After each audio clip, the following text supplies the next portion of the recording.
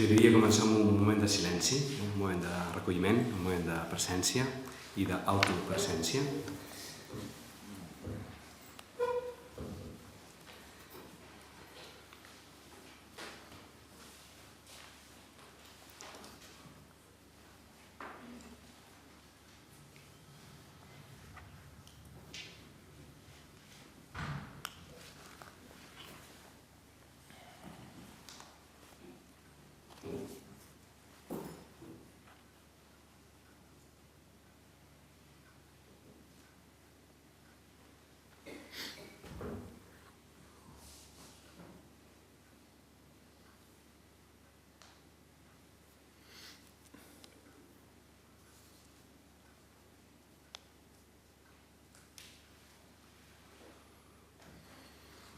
Bé, doncs, si aquest preàmbul ens serveix tant millor, perquè anem a tractar un tema que mereix un profundíssim respecte, en el qual només es pot entrar descalç físicament, si poguéssim inclús, i també mentalment, perquè és un territori sagrat, no? La qüestió del mal i del dolor. S'ha dit que el dolor és sacralitat salvatge, és una experiència límit, no? on pot sortir el millor o el pitjor de l'ésser humà. No? El dolor ens situa en situacions que obren coses nostres i dels altres i de la naturalesa, amb les quals anar amb un profund respecte. No? Només el tema, no? Doncs ens posa davant de quelcom que no podem eludir ni volem eludir en aquests col·loquis, en aquestes reflexions, i on jo crec que potser potser és en el lloc on estem més distanciats, en la interpretació d'això, però bé, aquesta també serà probablement la fecunditat del diàleg.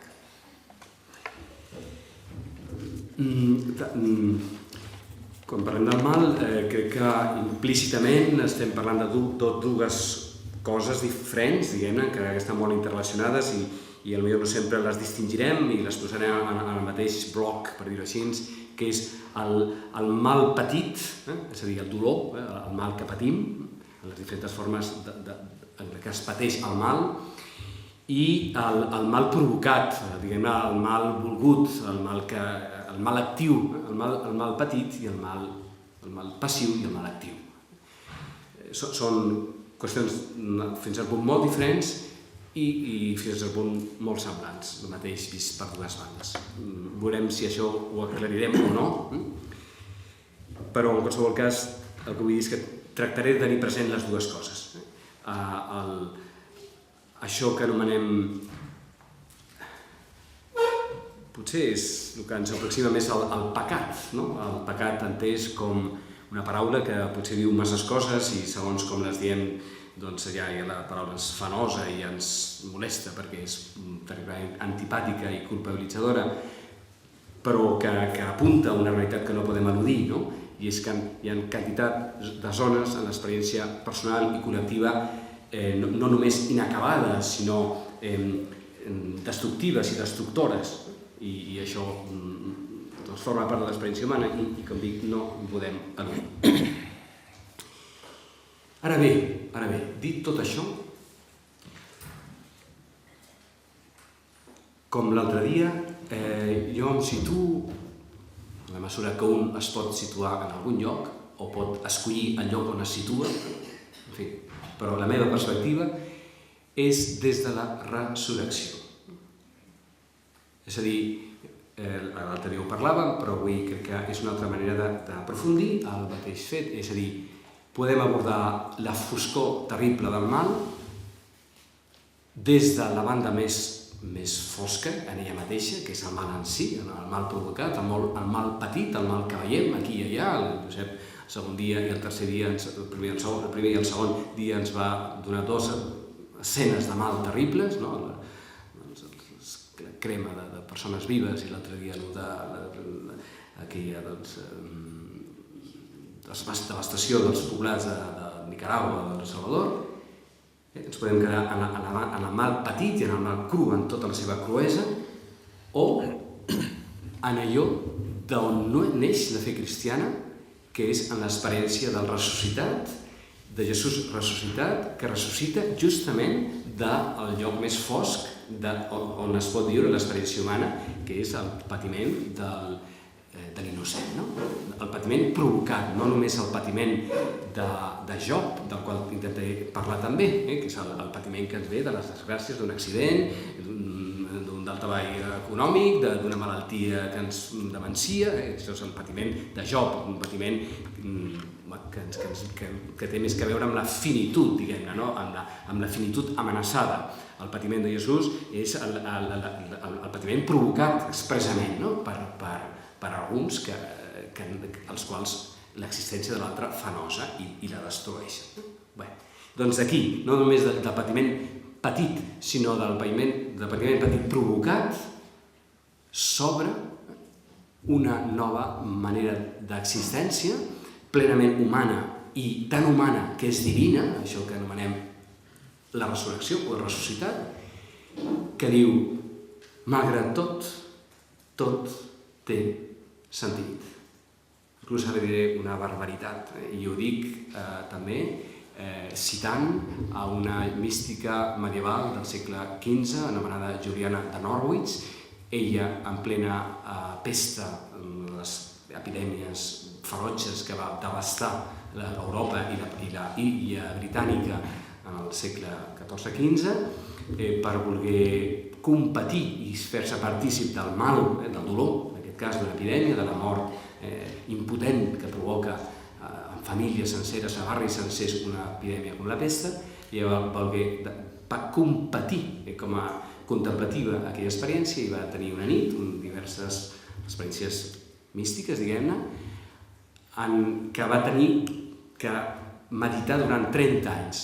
Va ser visionària durant una nit i després la resta de la seva vida, 30 anys més, va ser la meditació i la comprensió d'allò que havia vist, s'havia donat a veure.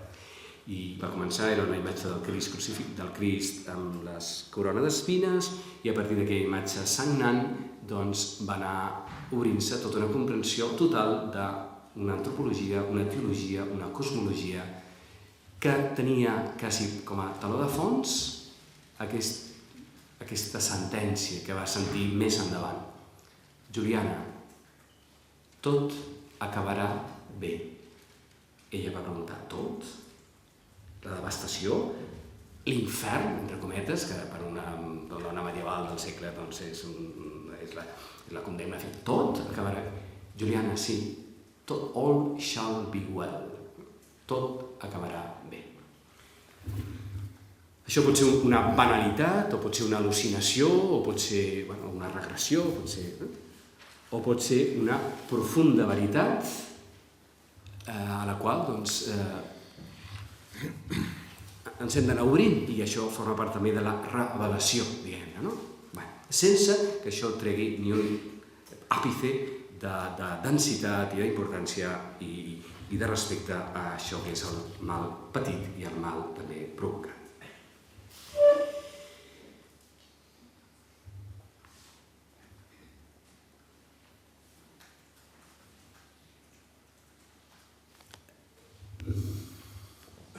Què és el mal? Quan diem mal, de què parlem? En les diferents infinites manifestacions de situacions que podem anomenar dolentes o filles del mal, és tot allò que té a veure amb la usurpació de la vida, tot allò que ens arrabassa l'ésser, que ens arrabassa la vida, que ens arrabassa el que som.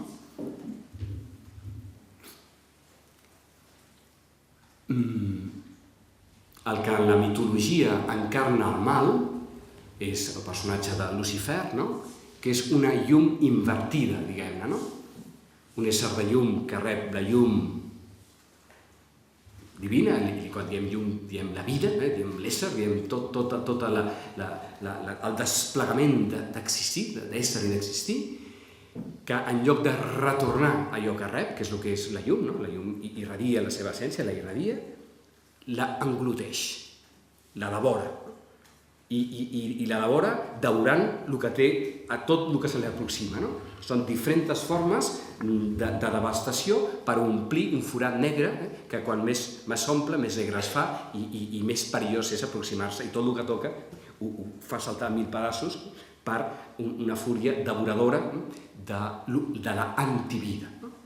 Qualsevol forma d'absorció de la vida, que és el contrari de l'amor, que és la donació contínua i permanent del que és d'un mateix, que és el que diem que és Déu. Déu és amor, contínua irradiació i creació i gestació de la seva pròpia profunditat. Per tant, el mal seria tot el que és el contrari a això. El cristianisme no posa el bé i el mal en el mateix pla. Això és el maniqueisme, és el dualisme, una força del bé que genera vida i ésser i una força antitètica al mateix pla i aleshores l'existència i el cosmos és una batalla còsmica i metacòsmica on les dues forces estan al mateix nivell i una lluiten amb l'altra. El que creu la revelació bíblica i de fet quasi totes les tradicions cristianes, inclús del món, potser llevat del maniqueisme i sobre el maniqueisme també que hauríem de matisar perquè en últim terme probablement tampoc sigui del tot dualista perquè hi hauria un principi anterior de llum. El que considera el cristianisme és que el mal està situat en un lloc segon. El Lucifer, diguem-ne, en paraules mitològiques, no és Déu, és un àngel, és una criatura. El mal forma part de les coses creades, no increades. Per tant, pot fer mal al nivell que li toca, però en l'últim terreny no hi ha mal. És com el sol i la terra. La llum i el dia, la nit i el dia, es produeixen en el sistema rotatiu de la Terra, i és la nostra alternància perquè hi ha una part que està donada pel sol i l'altra no li toca el sol, i això és l'ombra, la nit. Però en el sol no hi ha nit i dia. El sol és sempre llum, no? Tota l'esfera del sol és llum. Aleshores, que és una imatge de dir, en Déu és pura llum i pura donació de l'ésser. És en el pla de la Terra, en el pla del creat, on es donen aquestes alternàncies i aquestes alternàncies existeixen i no podem negar que hi sigui. El problema és quina lectura fem, com vivim amb ella, evidentment aquesta és la qüestió. Bé. Quan l'altre dia el Josep mencionava el llibre de Job, que em va resultar molt suggerent la seva interpretació dels últims animals, que comença animals amables i acaba animals terribles, monstruosos, que és a dir, l'afrontament amb el mal, és una interpretació suggerent, però diferent de quan jo he llegit el llibre de Job o quan llegeix el llibre de Job i l'interpreto.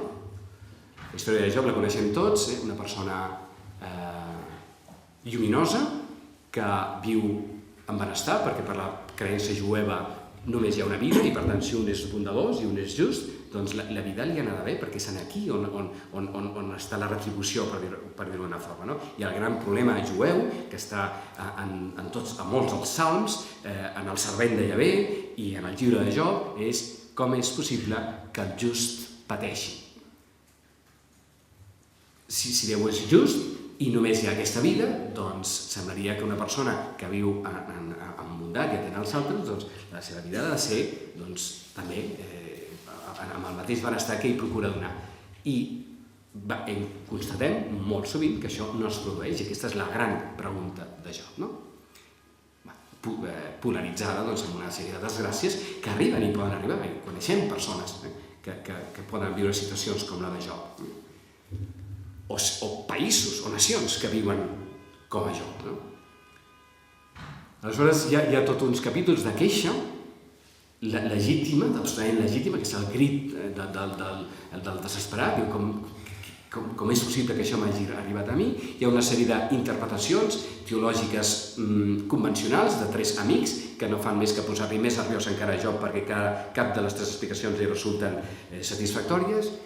i llavors es deixa que Job increpi i es queixi més a Déu, diguem-ne, perquè el que li han dit encara l'ha irritat més. I aleshores, en el capítol 33, versícul 1, o sigui, portem 33 capítols amb aquest intents de teodicea, de justificar la justesa de Déu davant del mal. Després que han parat els mals teòlegs, diguem-ho així, i que Job s'ha queixat per 10ª vegada, no queda clar si és el narrador, i si és el narrador seria qui és aquest narrador, però d'alguna manera implícitament és Déu el que està en aquell moment parlant. Diu: estigues atent, Job, escolta'm, calla i deixa'm parlar. Calla i et faré 1000 vegades més savi. És a dir, és legítima la queixa, i també ens honora la queixa. I perquè ens queixem, algú ens pot sentir i podem... Hi ha un plan que això, evidentment, que és el crit de Jesús a la creu, sens dubte. Però l'experiència religiosa és la certesa de que això és penúltim. Això és quelcom molt dur, molt dens, però que no té la darrera paraula. La darrera paraula és allò que es gesta a l'interior d'aquest mateix patiment i que, diguem-ne, en culminació cristiana, en versió cristiana, és la resurrecció. Des de la resurrecció s'entén quelcom més a l'infinit misteri, que continua sent misteri, del patiment patit i el patiment provocat de la creu, amb tot el que la creu, evidentment, condensa i convoca. I aleshores, en el pregó pasqual de la vetlla del dissabte sant, que s'entra en aquella església a les fosques, en aquella preciosa celebració, es comença a proclamar el pregó, i es diu: o nit, la nit la tenim associat a la foscor, al dolor, a la pèrdua, a l'angoixa, al mal, per dir-ho així. O nit benaurada, o nit que has gestat en el teu interior el major misteri que pots gestar, el Crist ressuscitat. I aleshores diu: o fèlix culpa, o culpa feliç, o culpa que sent la causa del dolor més gran, resulta ser la causa del goig més gran, d'un goig major que el que hi havia abans d'haver-hi el dolor.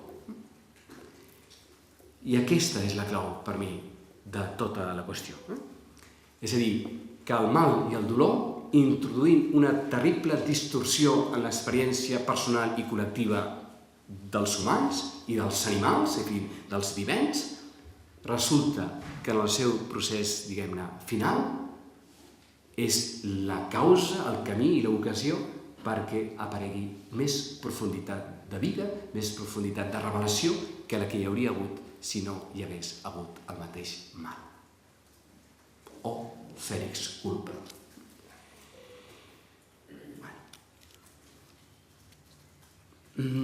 Com tinc temps encara? Tinc temps? Sí, 5 minuts només?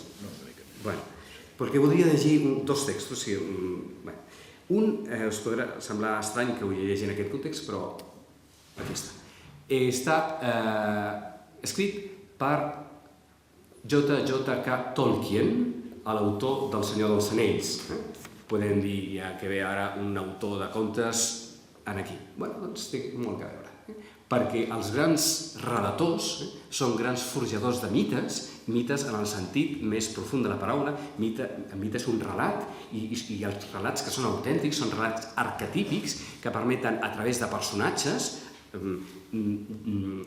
reflexar tota la vida, la nostra vida com un camí iniciàtic. Tot el Senyor dels Anells és una aventura iniciàtica del petit Frodo, que és un nen innocent, que a través de les diferents proves i de l'enfrontament amb la tentació del mal, que és l'anell, i l'anell representa el poder que té Mordor i que és descrit de la forma més ferotge amb aquella mena de profunditat rogent, que només sentir el seu soroll un s'espaventa, és una forma simbòlica d'expressar el que entenem per al mal.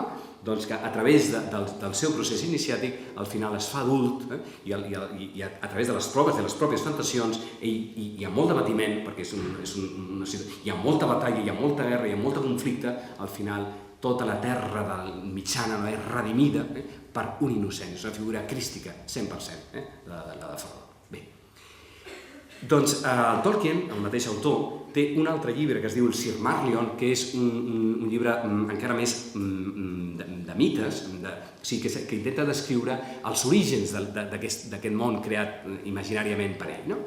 I aleshores descriu a Eleviatar, que seria Déu en el seu llenguatge,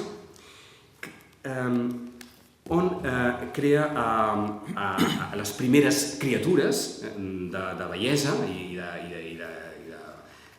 de vida perquè entonin la sinfonia de la creació. És a dir, cadascun d'ells té un so i els fa cantar, diguem-ne, que és la creació, és el càntic de les criatures, el càntic de tots els vivents desplegant l'existència. Però resulta que hi ha una d'elles que se li creuen els cables i que canta la seva bola, que distorsiona la sinfonia. I aleshores resulta, vaig a llegir. Sucedió que Oliviatar convocó a todos los Aunir, que son aquests éssers primordials, y les comunicó un tema poderoso, descubriendo para ellos todavía cosas más grandes y más maravillosas que las reveladas hasta entonces. Y la gloria del principio y el esplendor del final asombraron a los de Ainur, de modo que se inclinaron a Oliviatar y guardaron silencio. Oliviatar les dijo: del tema que os he comunicado quiero ahora que hagáis juntos en armonía una gran música. Al final la música y el eco de la música desbordaron volcándose en el vacío y ya no hubo vacío. Nunca desde entonces hicieron los Ainur una música como esta, aunque se ha dicho que los coros de los Ainur y los hijos de Ilúvatar harán ante él una música todavía más grande después del fin de los tiempos. Entonces los temas de Ilúvatar se tocarán correctamente y tendrán ser en el momento en que aparezcan, pues todos entenderán entonces plenamente la intención del único para cada una de las partes y conocerán la comprensión de los demás, y Ilúvatar pondrà en los pensamientos de ellos el fuego secreto. L'origen de la creació, éssers entonant la melodia del seu propi ésser i desplegant els universos. A Melkor, entre los Ainur, le habían sido dados los más grandes conocimientos y dones de poder y de conocimiento, y tenía en parte todos los dones de sus hermanos. Con frecuencia se había ido solo a los sitios vacíos en busca de la llama imperecedera, porque era grande el deseo que ardía en él de dar ser a cosas propias, y le parecía que Ilúvatar no se ocupaba del vacío, cuya desnudez le impacientaba. Melkor entretejió alguno de estos pensamientos en la música, e inmediatamente una discordancia se alzó en torno y muchos de los que estaban cerca se desalentaron y les confundió el pensamiento y la música vaciló. Entonces Ilúvatar se puso de pie y los Ainur vieron que sonreía, y levantó la mano izquierda y un nuevo tema nació en medio de la tormenta, parecido y sin embargo distinto al anterior, cobró fuerzas y tenía una nueva belleza. Pero la discordancia de Melkor se elevó rugiendo y luchó con él, y una vez hubo una guerra de sonidos más violenta que antes, hasta que muchos de los Ainur se desanimaron y no cantaron más, y Melkor predominó. Otra vez se incorporó entonces Ilúvatar, y los Ainur vieron que estaba serio. Ilúvatar levantó la mano derecha, y he aquí que un tercer tema brotó de la confusión, y era distinto que los otros, de una belleza superior nacida del dolor. Una belleza superior nacida del dolor. Entonces Ilúvatar habló y dijo: poderosos son los Ainur, y entre ellos el más poderoso es Melkor. Pero sepan él y todos los Ainur que yo soy Ilúvatar. Os mostraré las cosas que habéis cantado y así veréis lo que habéis hecho. Y tú, Melkor, verás que ningún tema puede tocarse que no tenga en mí su fuente más profunda, y que nadie puede alterar la música a mi pesar, porque aquel que lo intente probará que es solo mi instrumento para la creación de cosas más maravillosas todavía que él no ha imaginado.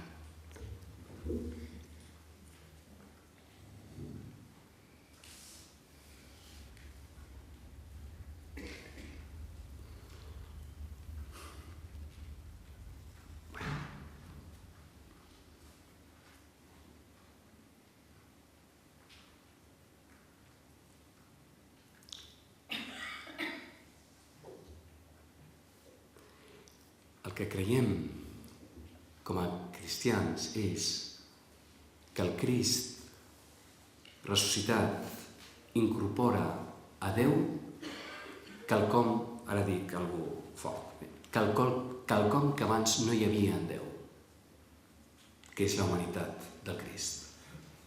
El fill, nascut des de sempre, per la seva encarnació, assumeix la condició humana i en el seu retorn, per dir-ho així, a la plenitud, ha incorporat quelcom que abans no hi era en Déu, que era la humanitat dels humans. Per tant, Felix culpa. Gràcies a aquest moviment d'assumpció de la nostra destrossa, diguem-ne, la recomposició d'això que està contínuament destrossant-se i al mateix temps contínuament transformant-se, aporta al final dels temps quelcom que no hi era als orígens. Això és el que intentem expressar amb un llenguatge que, tot i ser simbòlic, no deixa d'apuntar a quelcom que és nuclear en la nostra manera d'interpretar la penultimitat del mal i del dolor. Quant temps tinc? Ja no el tinc. Sí? No, però, a veure, 2 minuts encara, perdó. Aleshores, i tot això podríem dir que és el mal petit, fins a cert punt, fins aquí. Podríem ser el mal de Job, que en el llibre de Job també, el Job que després rep la revelació i entén el que ha viscut en el text del llibre de Job. No sé, Josep, com ho interpretaràs, però en la meva lectura immediata que jo faig mirant el text, en el Job últim és un Job rescatat que viu amb molta més joia i plenitud, la primera joia que tenia però que no sabia que la tenia i que gràcies, diguem-ne, a la desgràcia, gràcies a la desgràcia patida, fa que el retorn que té a la primera plenitud resulta ser infinitament més perquè ha passat per l'experiència de la carència que li permet aleshores fer-se molt més conscient del do que tenia, que a l'inici, al tenir-lo i donant-ho per suposat, no li havia donat la profunditat que té. Dic que això és el mal petit. La pregunta és també, hi ha el mal provocat, el mal aparentment, expressament provocat a l'altre. On queda aquest mal? On queda el mal de Hitler? On queda el mal del aviador? On queden? Aquestes preguntes continuen obertes, no? Per a mi són obertes, són calmades o respostes, respongudes sense que sigui cap resposta, evidentment, però obren una nova manera de situar-se davant d'aquest mal provocat, aparentment provocat als nostres ulls, també amb les paraules de Jesús a la creu. Pare, perdona'ls perquè no saben el que fan. Si ho sapiguessin, no ho farien. Si sapiguéssim el mal que ens fem els uns als altres, no ho faríem. El mal que ens provoquem els uns als altres és ignorància. Som víctimes i fem víctimes als altres de la nostra pròpia bogeria, de la nostra pròpia ignorància. Per tant, jo entenc des de Jesús que el mal últim no és substancial, sinó que el mal és justament el no estar arrelats en el que és. I qualsevol forma de mal és penúltim i és signe de que no estem on hem d'estar. Però no perquè no vulguem i perquè ens empecinem en no estar, sinó perquè la nostra pròpia confusió ens fa estar en el lloc inadequat i fer un terrible mal, podem fer un terrible mal als altres, certament, no? De moment, deixo aquí, si em dóna temps després completaré, però crec que ja m'he passat i voldria no agafar el temps del Josep. Disculpeu.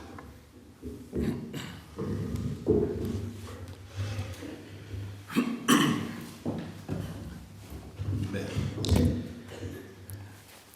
gràcies, Xavier, per les teves paraules. Bona nit. Si me lo permitís, comenzaría con una cita.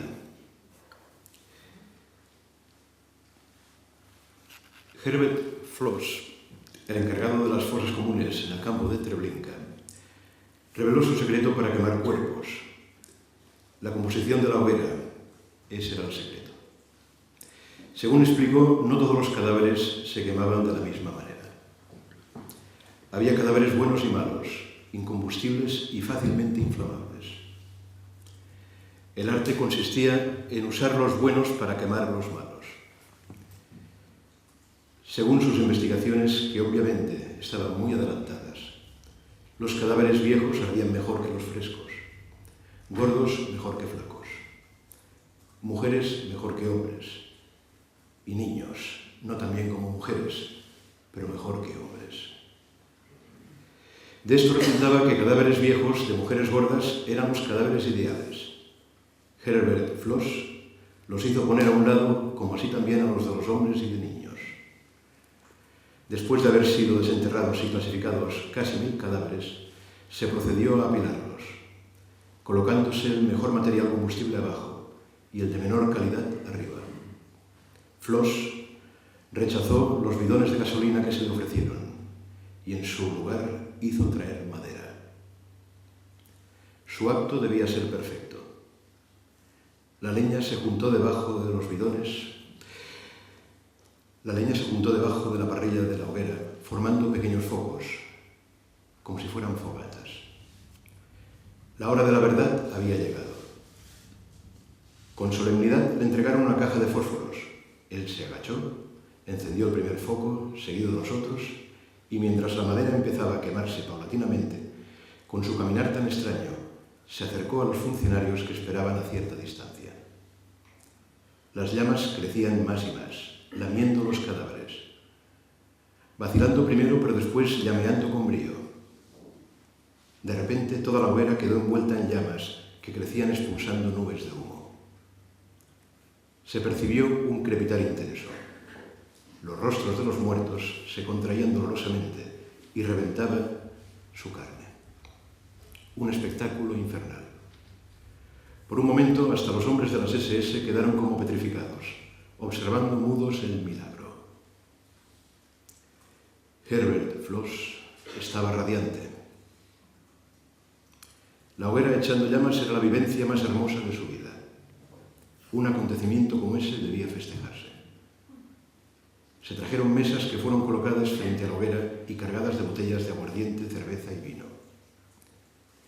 El día llegaba a su ocaso y el cielo crepuscular parecía reflejar las altas llamas de la hoguera, allá en el horizonte, donde el sol se ponía con el esplendor de un incendio. A una señal de Herbert Floss, sonaron los corchos y empezó una fiesta fantástica. El primer brindis fue dedicado al Führer. Después de los brindis se cantó. Se oyeron cantos salvajes y crueles, cantos llenos de odio, horripilantes, cantos en honor a la Alemania eterna.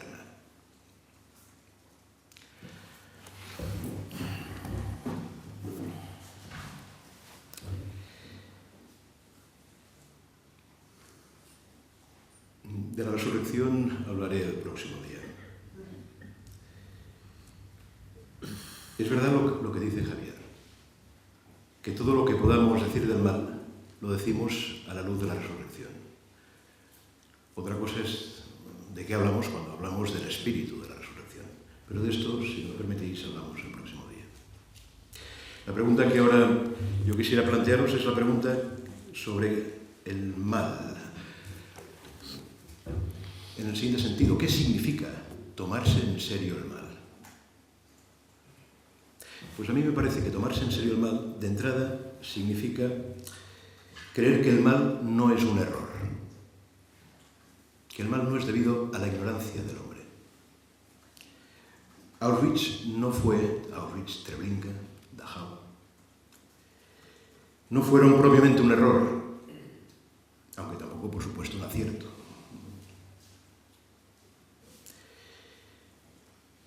El mal no es algo debido a la ignorancia del hombre, sino que se encuentra inscrito en la naturaleza misma del mundo.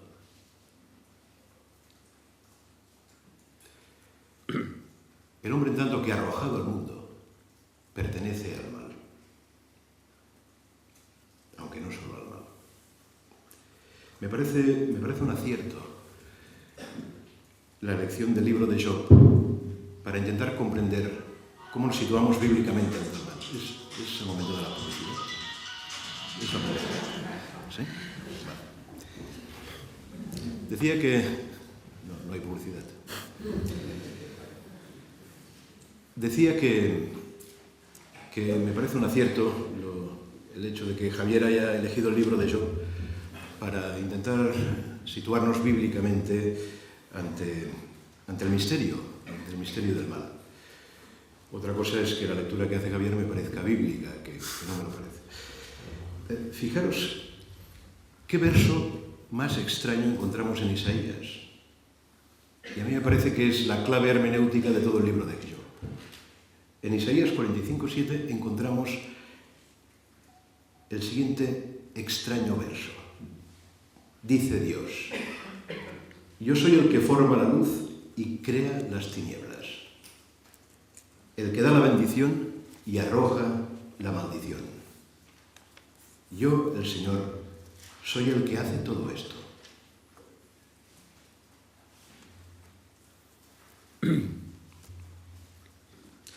Dios es Señor de la luz y la oscuridad. Como muy bien ha dicho Javier, el mal, desde la experiencia bíblica de Dios, es el lado oscuro de la trascendencia de Dios.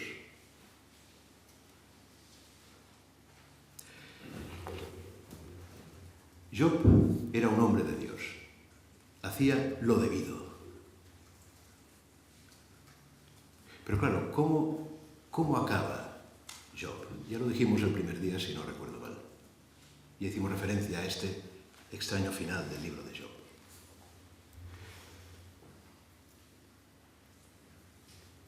La experiencia creyente de Job no sale de su estupor. No sale de su estupor.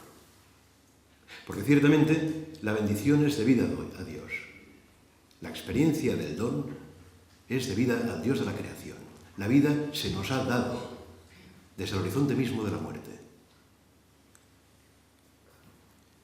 La vida se nos ha dado dentro de un plazo. Y por eso mismo no poseemos la vida. Esa es la experiencia de la bendición. Pero porque hay bendición, también hay dolor y hay mal. Las dos cosas van de la mano.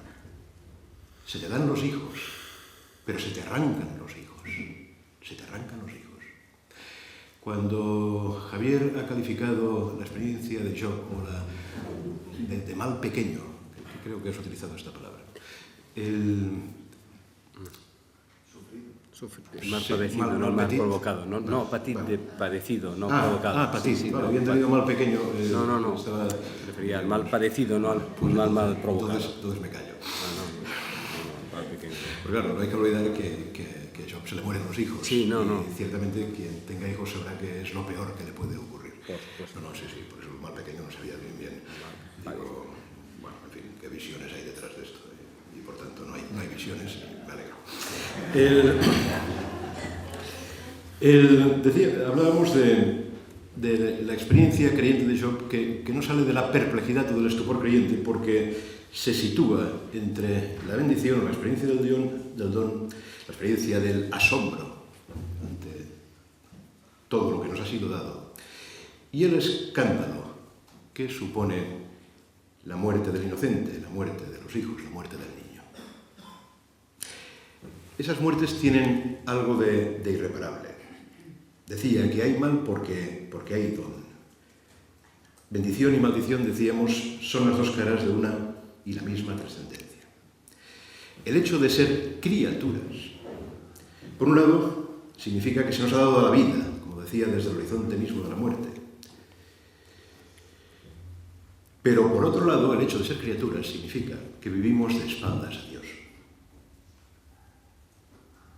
Precisamente, y esto lo ha subrayado Javier, y creo que con acierto, precisamente porque la experiencia creyente es la de quien permanece en la perplejidad o en el estupor entre la experiencia de la bendición que provoca el hecho de encontrarse entre la bendición y la maldición, Job es aquel que permanece a la espera de una última palabra. Fijaros, permanece a la espera de una última palabra. Y eso no es lo mismo que saber algo acerca del final. En esto consiste tomarse en serio a Dios. La condición humana diría que es esta. Somos los llamados por Dios desde nuestra situación, que no es otra que la de quienes viven de espaldas a Dios. Decir que vivimos de espaldas a Dios significa que desde nosotros mismos somos incapaces de responder a la voluntad de Dios. Ciertamente, la voluntad de Dios es que el hombre viva. La voluntad de Dios es que el hombre viva. Pero si el hombre se encuentra sometido a esta voluntad, si el hombre se encuentra sometido al mandato de Dios, es porque vive de espaldas a Dios. Y porque el hombre vive de espaldas a Dios, el hombre solo puede ver la espalda de Dios, tal y como decíamos en la primera sesión, citando, si no recuerdo mal, el episodio de Éxodo 33. El mal es, por tanto, la impiedad del hombre. El hombre somos impíos. A Javier no le gusta mucho la palabra pecado y ciertamente tiene mala prensa, pero no encuentro otra. No encuentro otra. Yo creo que cristianamente hemos de emplear esta palabra en vez de ignorantes. ¿Por qué digo que hemos de emplear esta palabra?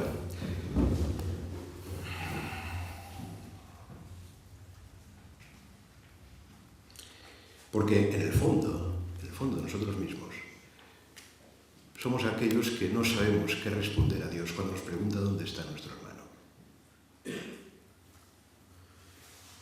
Podemos saberlo, porque hemos estudiado teología o hemos ido ya llevamos muchas misas encima y sabemos que el otro es nuestro hermano, pero vivimos como si no lo fuera. Tomarse en serio el mal, ¿qué significa? Pues que la chispa divina puede morir. Que la chispa divina puede morir.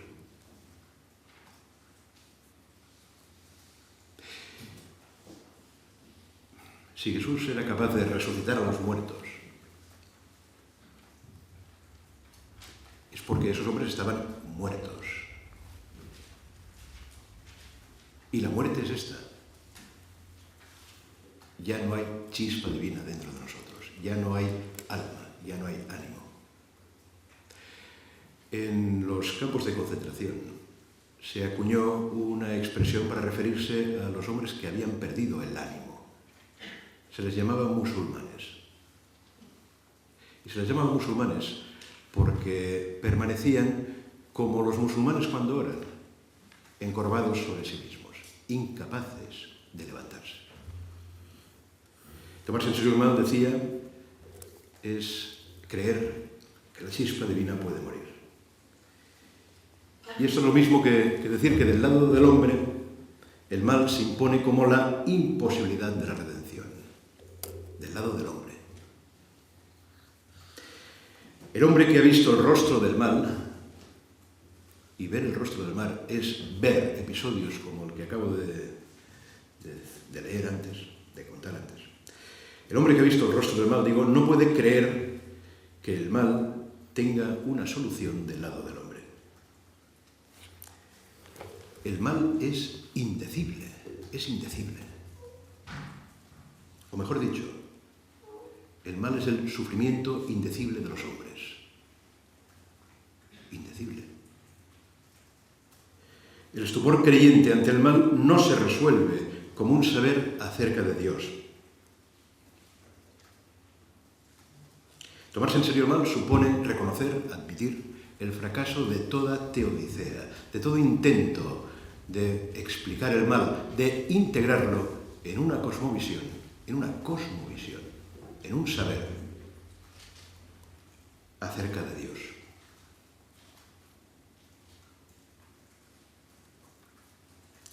El fracaso de todo intento de darle un sentido al mal.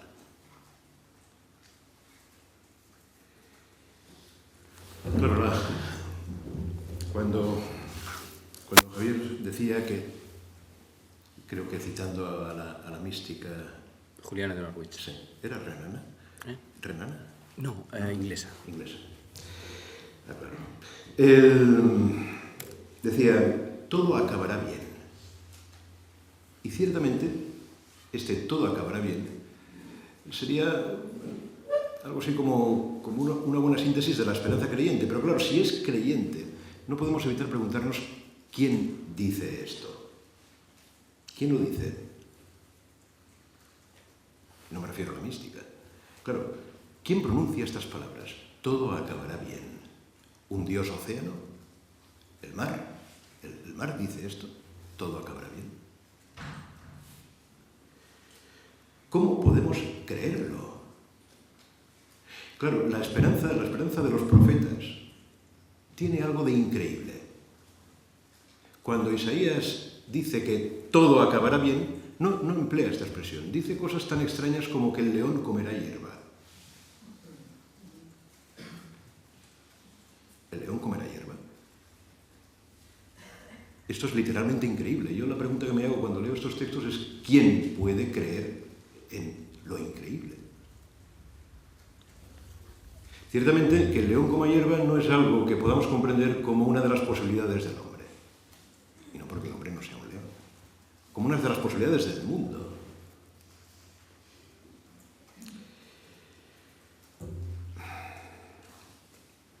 El mal no es un camino de expiación o de purificación. Y en esto yo creo que Javier estará de acuerdo. Y sin embargo, a veces cuando escucho a Javier tengo la impresión de que hay algo de esto en la cosmovisión que defiende Javier. El hombre, de hecho, no puede confiar en su voluntad de transformación, pues no hay que olvidar que el mal se sirve de nuestra voluntad de acabar con el mal.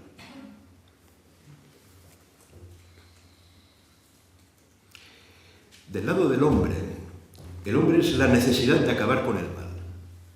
O sea, el hombre es la necesidad de acabar con el mal. Y esto, del lado del hombre, insisto, no puede significar otra cosa que la necesidad de exterminar al enemigo. Pertenecer al mundo, y nosotros pertenecemos al mundo, significa hay enemigo. Y si nosotros creemos que no, si nosotros decimos, no, para nosotros es que vivimos una burbuja. El enemigo es el que quiere matar a tus hijos. Pertenecer al mundo significa esto, hay enemigo. El enemigo es aquel que quiere la muerte de tus hijos. Por eso insisto, no hay que olvidar que el mal se sirve de nuestra voluntad de acabar con el mal. Satán termina habitando el cuerpo de quien expulsa a Satán. No sé si habéis visto esa gran película que es El Exorcista. No quisiera contar el final, porque no se cuentan los finales, pero casi al final, el jesuita. Es una gran película, ¿eh? No se la he visto, no sé, 20 veces y siempre me emociona, la lucha contra el mal. Vamos a entrar en la habitación, esa película es tremenda. Además está contada con una gran frialdad, con una gran sobriedad. El jesuita que expulsa, no sé si os acordáis, el demonio de la chica, entra en él. Satán termina, decía, habitando el cuerpo de quien expulsa a Satán. La ficción, me parece a mí, consiste en creer que si todos fuéramos ángeles, se acabaría el mal. Esto es tautológico. Si todos fuéramos ángeles, ciertamente no habría mal, porque estaríamos en el cielo. Pero lo cierto es que no somos ángeles. No somos ángeles. Toda bondad que no sea de Dios es, al fin y al cabo, circunstancial. Nadie puede decir de sí mismo de qué será capaz para mantenerse con vida.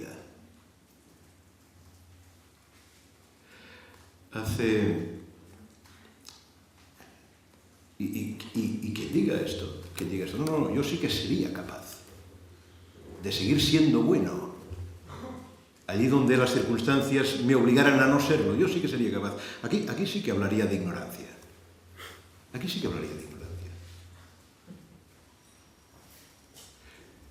Curiosamente, los evangelios, aquellos que responden a la voluntad de Dios, son los que menos pensábamos. Porque a veces creemos que podemos responder a la voluntad de Dios si nos purificamos previamente, y esto no es lo que dicen los evangelios. Los evangelios no te dicen, debes purificarte para ser capaz de responder a la voluntad de Dios. No dicen esto. Los que responden a la voluntad de Dios no son, entre comillas, los buenos, sino aquellos que, curiosamente, ya no pueden esperar ninguna bendición de Dios. Aquellos que están tan hundidos en su propia miseria que son incapaces de cualquier elevación. Decía, nadie puede decir de sí mismo de qué será capaz. Recuerdo haber leído una contra, hará quizá un par de años, de una superviviente de los campos de Camboya, de los campos de los Jemeres Rojos. Esa mujer decía, había llegado a quitarle la comida de las manos de su hija para seguir con vida. ¿De qué será capaz el hombre para seguir con vida? ¿De qué seremos capaces?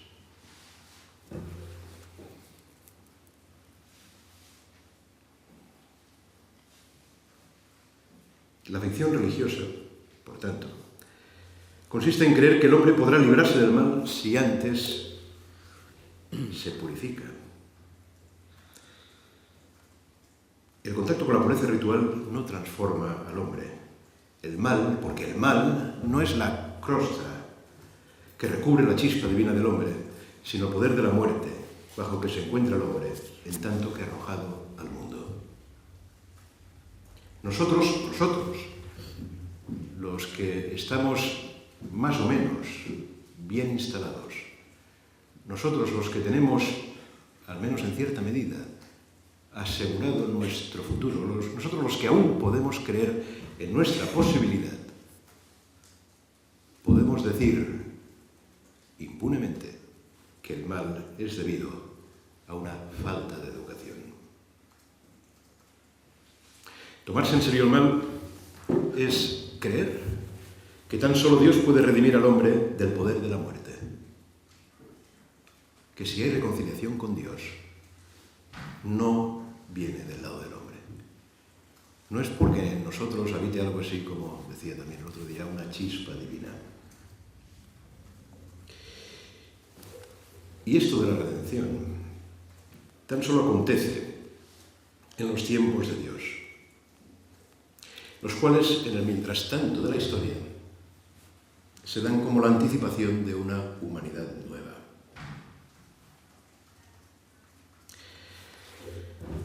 Os pondré un ejemplo para facilitar la comprensión de lo que estoy diciendo.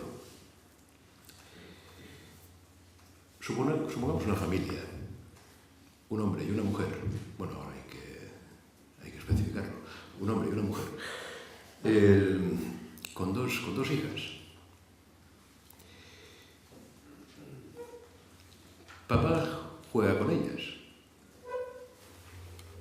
Las levanta, juega el pilla-pilla, les da de comer, las arropa. Se hacen mayores y las niñas, las hijas, creen que papá quiere a mamá. Pero un día papá se va de casa y no vuelve. Deja a su mujer y a sus dos hijas abandonadas. Supongamos también que no tienen con qué valerse.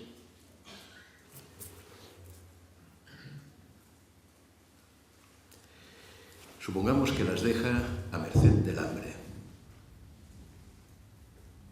Supongamos también que al cabo de unos pocos meses la madre y una de las hijas mueren de inanición. El padre no aparece por ningún lado. La pregunta es, ¿qué reconciliación puede esperar esa hija? ¿O qué reconciliación puede esperar el padre? ¿Qué perdón? A veces tengo la impresión de que la religión propone algo así como una terapia familiar. feu terapia. Es decir, dejad que lo mejor de vosotros mismos aflore. Dejad que salga de vosotros el poder de la reconciliación, el poder del amor. Como si ese poder estuviera agazapado dentro de nosotros y que fuera nuestro egoísmo el que no lo deja salir. Pero claro, aquí estamos hablando de algo terrible. Mamá ha muerto porque tú nos dejaste. Mi hermana ha muerto porque tú nos dejaste. ¿De qué estamos hablando? ¿De qué estamos hablando? ¿De algo que humanamente podamos perdonar? A mí no me lo parece. ¿Qué decimos cristianamente? Pues que la reconciliación solo es posible, en verdad, en los tiempos de Dios. Es posible que hija y padre puedan reconciliarse, yo creo que sí, pero no en los tiempos del hombre. No en los tiempos del hombre. Los tiempos de Dios, como ya subrayé el día anterior, si no recuerdo mal, son los tiempos en los que al hombre ya no le queda vida por delante. Aquellos tiempos en los que la única vida que puedan esperar los hombres es la vida que Dios pueda darles. Los tiempos en los que los hombres se ven a sí mismos como lo que son, pobres huérfanos. En ese sentido, la reconciliación, el amor al enemigo, solo puede darse como resurrección de los muertos. De tal modo que en los tiempos de Dios toda vida es sagrada, incluso la vida del padre que te abandonó, incluso la de tu peor enemigo. En este sentido, podríamos volver al ejemplo del otro día. ¿Cómo es que las madres del Salvador dan su sangre para salvar la vida de esos hombres que momentos antes habían violado y descuartizado a sus hijas? ¿Cómo es esto posible? ¿De qué estamos hablando?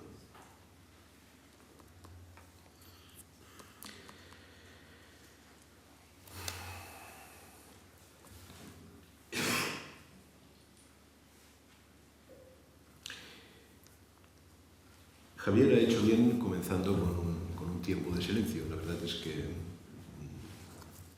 me ha cogido por sorpresa.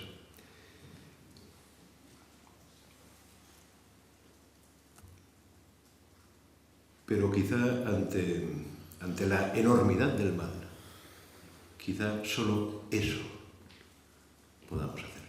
Callar. ¿Qué vamos a decirle? ¿Qué vamos a decirle a esos muertos que arden en las fosas comunes de Treblinka? ¿Qué les vamos a decir? ¿Que tot acabará bé?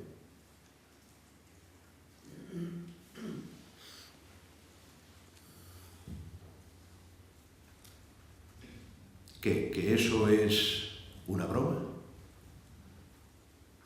El mal tiene algo de irreparable, de humanamente irreparable. Y si podemos decir que todo acabará bien, no es porque hayamos escuchado una voz que así nos lo dice. A veces una de las cosas que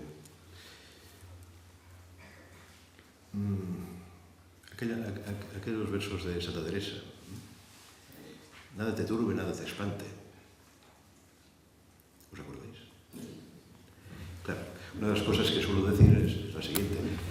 ¿Cómo podemos nosotros cantar esto? Nada te turbe, nada te espante. ¿Cómo podemos hacerlo? Porque hemos escuchado una voz que dice, tranqui, tío.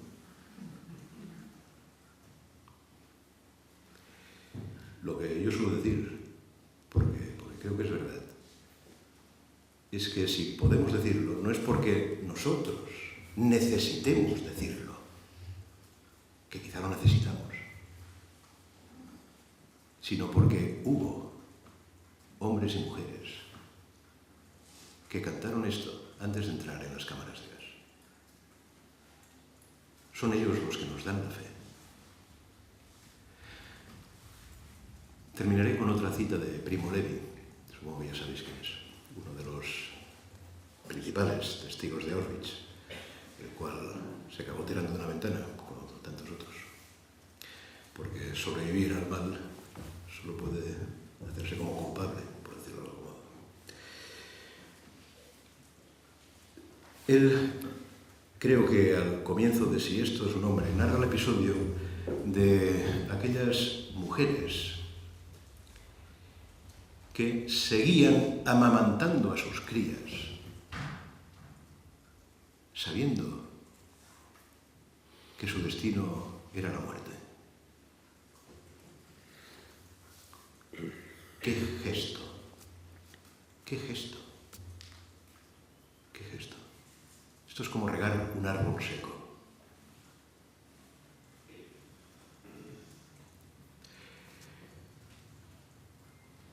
El imperativo bíblico va con la promesa. Fijaros, amarás a Dios. Todos los mandatos bíblicos se expresan del mismo modo. Amarás a Dios. El león comerá hierba. Amarás a Dios. Amarás a tu prójimo. Es mandato, pero también es promesa. Acabarás amando a Dios. Acabarás amando a tu prójimo. Si esto es así, que lo es, entonces la promesa también debe comprenderse como mandato. Quien se encuentra sometido a la promesa se encuentra también sometido al mandato. Cuando Isaías dice, el león comerá hierba, tú te encuentras, cuando tú crees en esto, tú te encuentras sometido al mandato de que el león debe comer hierba.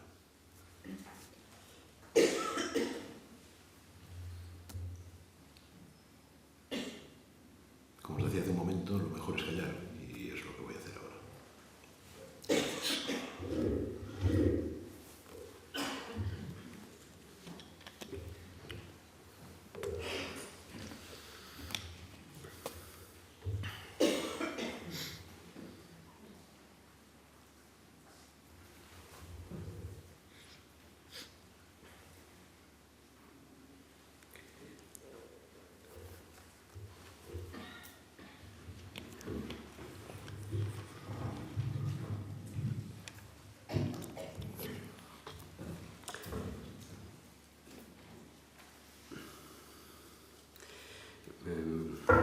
Desearía poder resonar a muchas de las cosas que has dicho, que son muy densas y muy abisales. Tengo que elegir algunas, porque a todo no puedo resonar.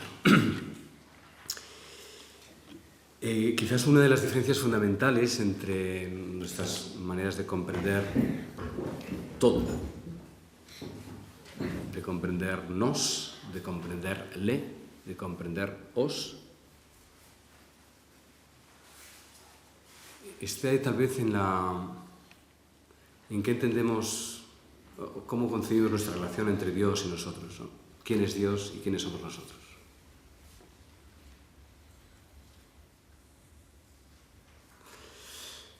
Y a lo mejor en la aparente, no lo sé, a lo mejor esto consideras que es, bueno, no te reconoces en lo que voy a decir, pero voy a intentar.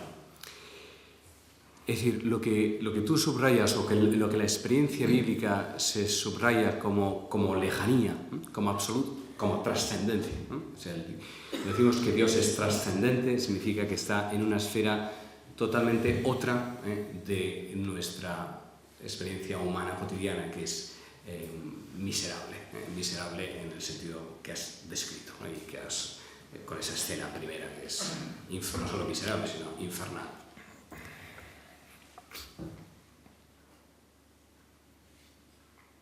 Y entonces que el ser humano es una criatura que va tanteando su supervivencia con un instinto brutal de sobrevivir él y con bastante poca capacidad de ir hacia el otro, porque estamos tan trabados en nuestra propia supervivencia que no hay espacio para el otro, ¿no? Bueno. Y es cierto, eso tenemos, creo que acabaríamos de compartir episodios de que hay eso en una parte o lectura de la experiencia humana. Y sin embargo, podríamos poner junto, al lado y a la vez, con la misma profusión de bellísimos ejemplos, lo contrario. Algo extraordinariamente noble y sublime del ser humano que hace darse más allá de lo que seríamos capaces de hacer, como esas madres que daban de mamar a sus hijas sabiendo que iban a morir enseguida, o las mujeres del otro día de Guatemala o de El Salvador. Por tanto, hay algo en nosotros que nos hace ciegos y leones, brutales, y también hay algo en nosotros que nos hace capaces de lo más sublime y de lo más bello de lo que llamamos el ser humano. Claro. Dios, ¿dónde está en todo esto? La experiencia bíblica lo pone en la trascendencia radical, en ese más allá, inalcanzable, para marcar, ¿no?, esa zona, digamos, impura y confusa nuestra y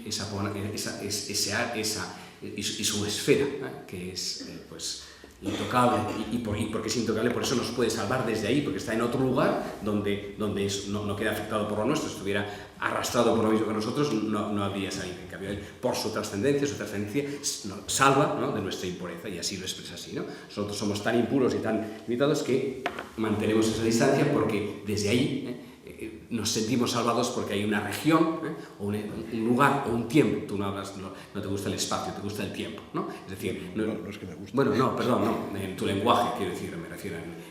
perdona, cuando digo te gusta, me refiero que tu lenguaje se ha estructurado sobre el tiempo y no sobre el espacio, ¿no? Es el tiempo de Dios, ¿no? La intrahistoria es el tiempo de lo convulso, y el tiempo de Dios es el tiempo es una expresión temporal, lo expresas en términos temporales, ¿no? Y en lo espacial, pues comprendo que puedas no encontrarte. Lo que la sensibilidad, otra sensibilidad religiosa, y probablemente más oriental, no bíblica, ¿no? La bíblica se expresa en los términos que fundamentalmente tú hablas, ¿no? La sensibilidad oriental, que también puede ser cristiana, pero que tiene cuño más oriental, para decirlo de alguna forma,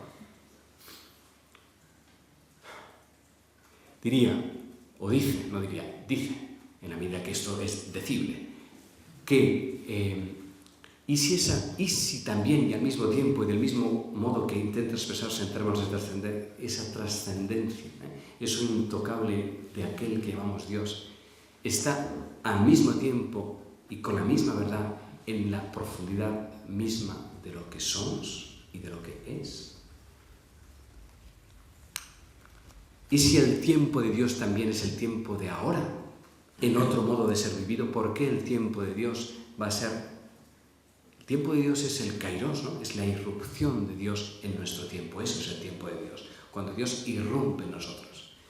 Entonces, ese tiempo de Dios puede llegar en cualquier instante de ahora mismo, ¿no? Y entonces, en esto, José te diría, coincido plenamente contigo, plenamente. Pero diciendo, porque esto no lo podemos crear nosotros, eso no lo podemos manipular nosotros. Eso nos llega por pura gracia, porque nosotros no accedemos a esa profundidad que brota de un lugar mucho más puro de nuestra cotidianidad, ¿no? Pero lo que quiero decir es que yo no me reencuentro, y en ese sentido pues sí me siento muy lejano, así como digo que en algunas cosas me siento muy cerca, en esto me siento muy lejano, de una concepción de una historia casi maldita, que sería nuestro tiempo maldito, donde arden llamas, ¿no?, de Auschwitz, donde solo arden, o sobre todo arden llamas de Auschwitz.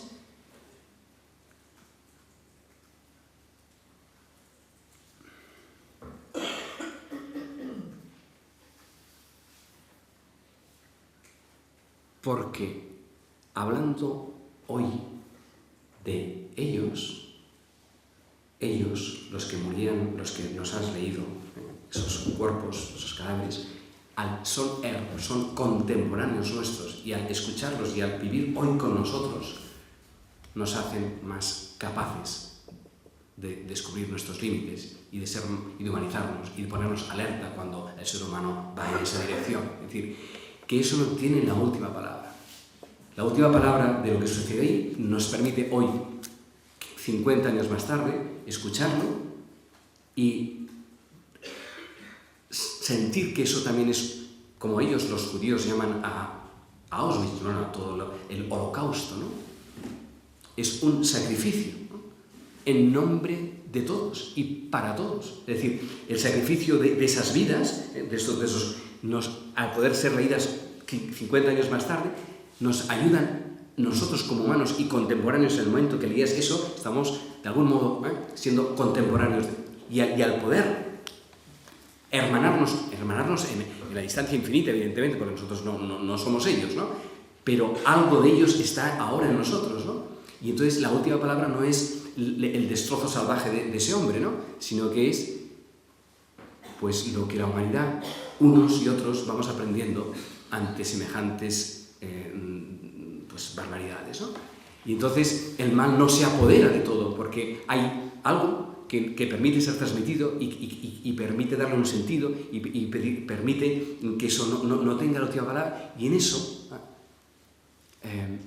hace que ese infierno sea menos infierno, ¿no? Porque hoy podemos acercarnos por un texto a esos límites del ser humano y de alguna manera convertirlo en holocausto, ¿no? Es el sacrificio que unos y otros en diferentes momentos, pues, y así, yo digo, así aprendemos a ser un poco más humanos.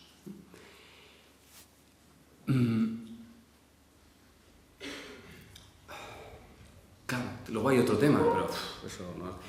La muerte, la vida, la muerte. Claro, si vemos nuestra vida solo aquí, lo que vivimos aquí, pues la muerte es lo último, ¿no? Lo último de nuestra existencia. Pero desde otra perspectiva, nuestra vida aquí es un segmento de nuestra existencia. Nuestra vida no empieza y acaba aquí, viene de mucho más atrás y va mucho más adelante. Entonces, nuestra experiencia humana, la que tenemos en el planeta Tierra un tiempo, el tiempo que se nos da a vivir, no es nuestro principio ni es nuestro final. Hay mucho más de nosotros antes y hay mucho más de nosotros después. Y desde otra topología, mi identificación conmigo mismo no es el que ahora soy. Yo ahora soy eso porque es con lo que me identifico. Pero lo que yo soy y lo que yo creo que eres tú y lo que creo que somos todos es mucho más de lo que vemos y mucho más de lo que acabe cuando acabe nuestro cuerpo. Entonces, eso no se termina aquí, sino que hay mucho más antes y después, ¿no? Y nosotros formamos de un proceso mucho más amplio del que nosotros tenemos solo un segmento y el tiempo y eso no nos quita responsabilidad respecto de lo que estamos viviendo. Pero tampoco, yo desde mi perspectiva y también resonando con otras perspectivas, no me identifico del todo con ni mi cuerpo ni con mi identidad, porque no creo que mi identidad, mi cuerpo, sea lo que yo soy.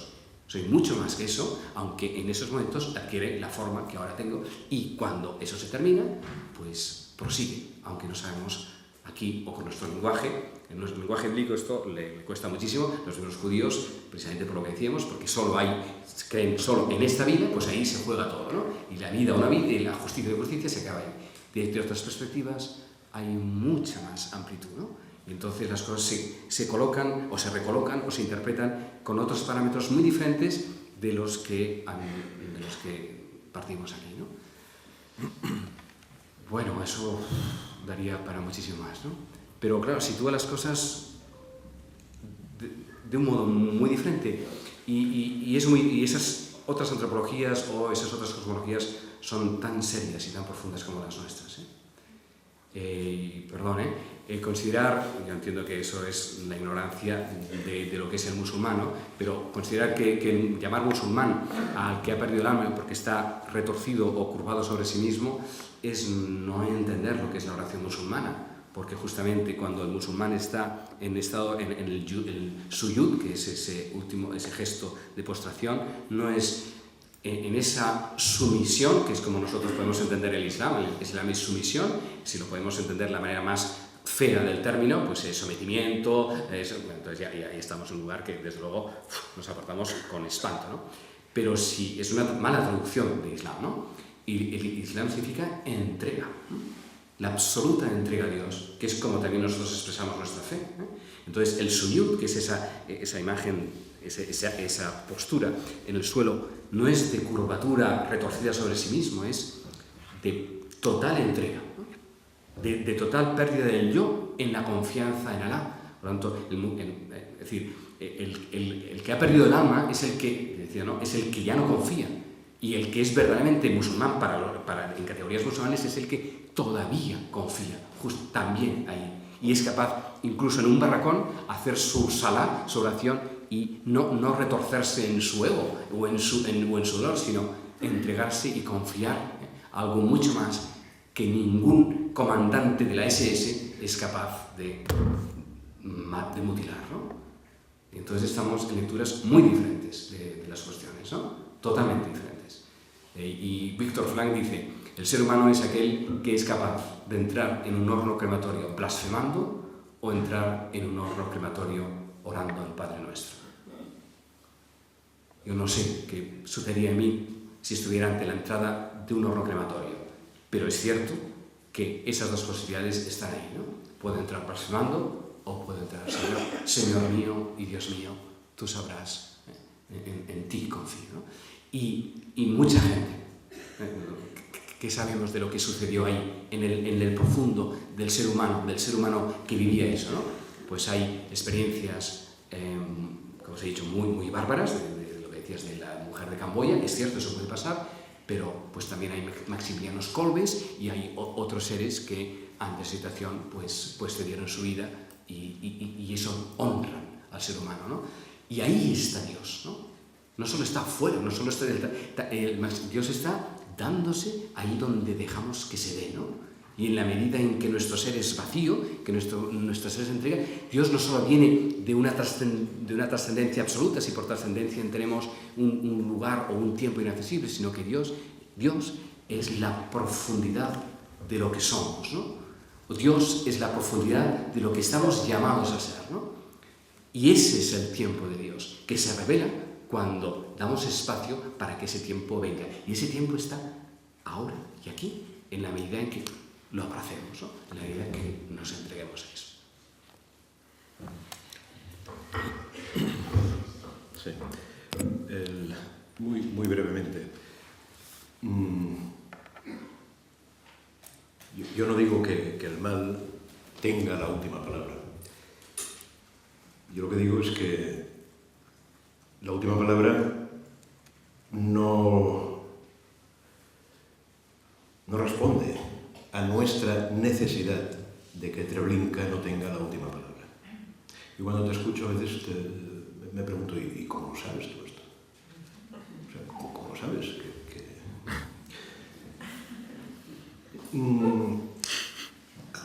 Claro, yo sí que me permito decirte o deciros cómo lo sabemos cristianamente. Es decir, si Treblinka no tiene la última palabra, no es porque necesitemos que Treblinka no la tenga, sino porque algún hijo de esos cadáveres que ardieron ahí llegó a perdonar a Herbert Plus.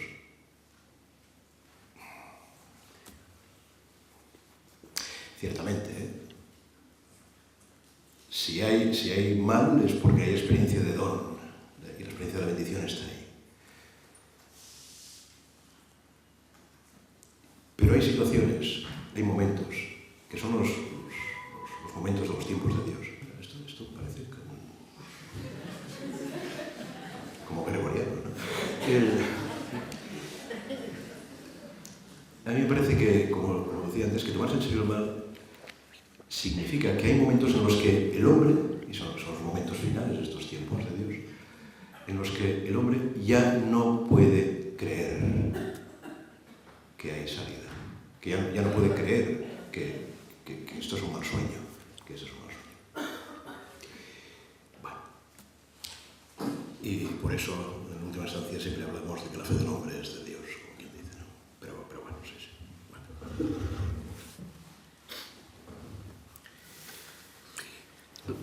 No es que yo lo sepa por de mí, ¿cómo voy a saber yo esto?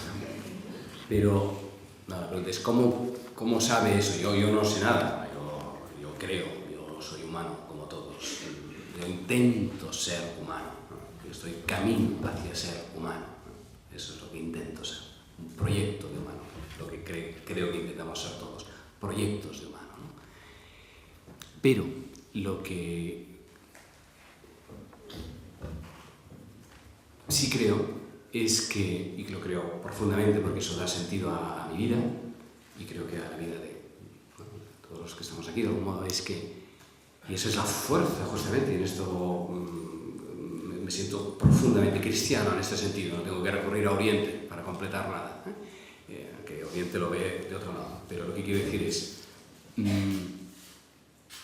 creo que lo central de la fe cristiana es que del lugar más oscuro de la historia, de lo que un ser humano puede sufrir y hacer sufrir, que es el inocente crucificado, Jesús de Nazaret, en el máximo desespero y agonía y tristeza y desconsuelo de los que percibieron en Jesús un vislumbre de algo nuevo y volvía a ser sepultado por las aguas oscuras de siempre, digamos, ¿no? Eso es la experiencia que experimenta, reciben de un modo no esperado, de un modo totalmente no provocado, una experiencia de total plenitud y sentido de lo que ahí había sucedido.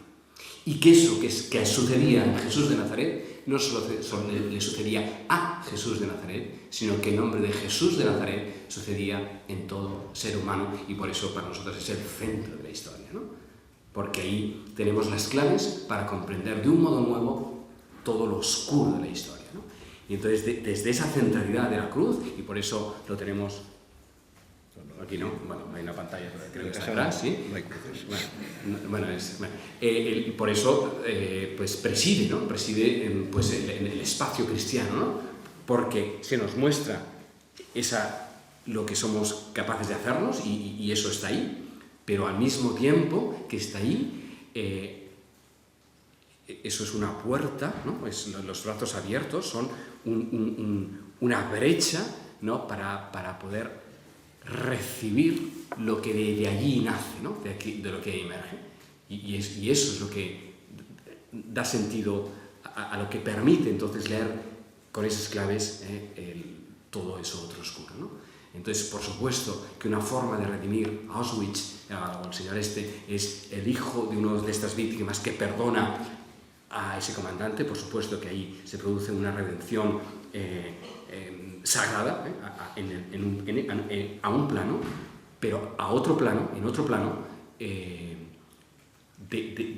esa última profundidad, ¿no?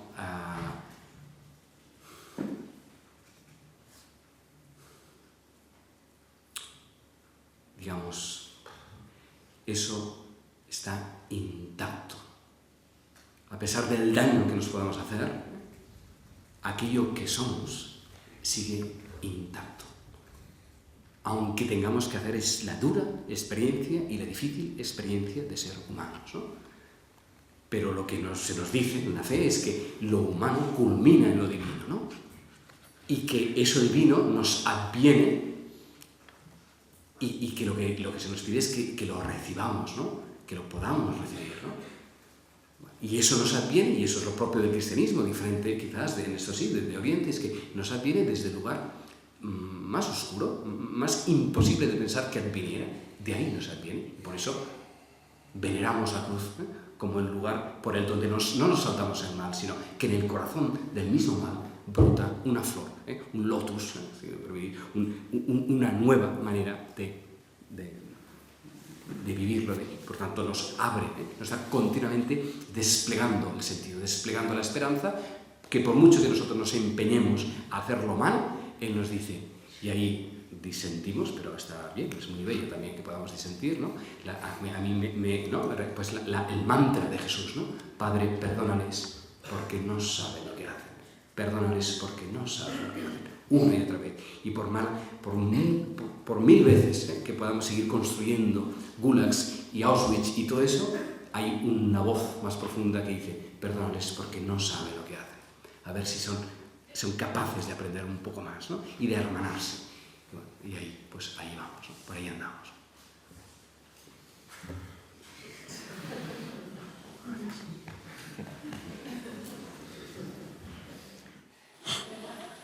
Potser ens podem consolar de demà cada temps dient que potser el dia que ve, que serà l'últim, comencem per aquí. Potser aquesta que és la resurrecció i que és viure com a ressuscitat que heu anat apuntant, potser viure en l'esperit, viure a partir d'aquest punt. Jo un petit comentari que sí que m'està passant. Jo em temia más choque de trenes i tenia més de fons que de forma, però també és que l'estar junts a la taula, no? En el millor sentit de la paraula sembla que està donant l'un a l'altre alguna cosa, no? Que em sembla que quasi apropa més al compartit, al silenci. Eres incorregible, Alexis. Haciendo las paces. Val, doncs, dilluns que ve.